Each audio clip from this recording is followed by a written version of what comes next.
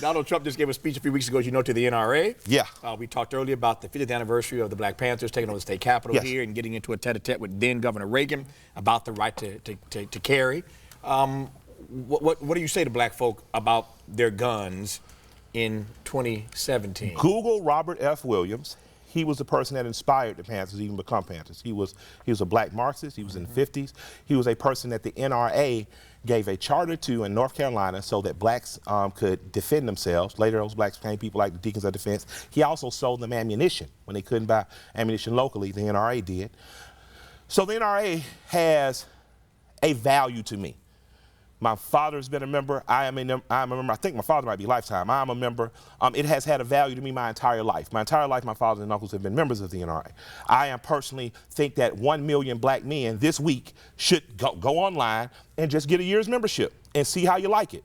They didn't hold that thing in Atlanta for nothing. They could have held it in Minnesota. They could have held it in Oklahoma. They could have held it in North Texas. They held it in Atlanta because they really don't have a problem with you having guns. And I was talking to Colin Noor. You believe that? Absolutely, I do. I'm not sure I buy that. You don't have to buy it. I agree with everything you say. You don't I'm not sure. Here's my point.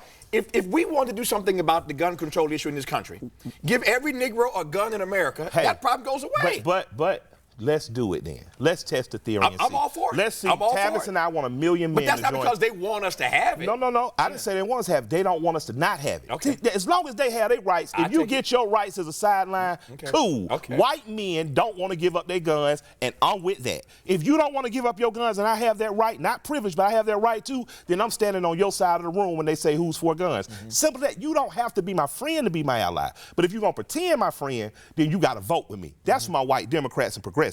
But if we not going to be pretend friends, we just going to be allies, let's make sure that 1 million black men join the NRA.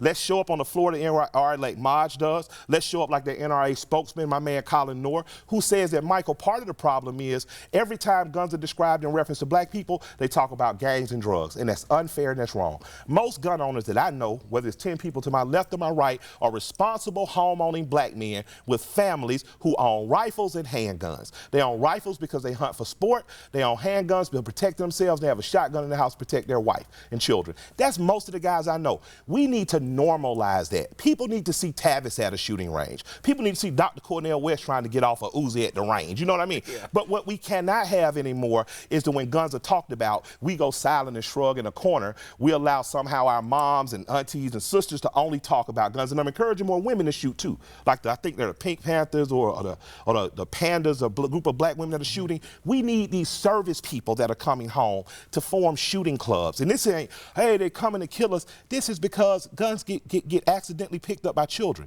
Your children should know how to, first of all, walk away from a gun if they see one. But by the time your boy's 12, 13, 14 years old, he should have been to the range and should know how to load and unload a pistol.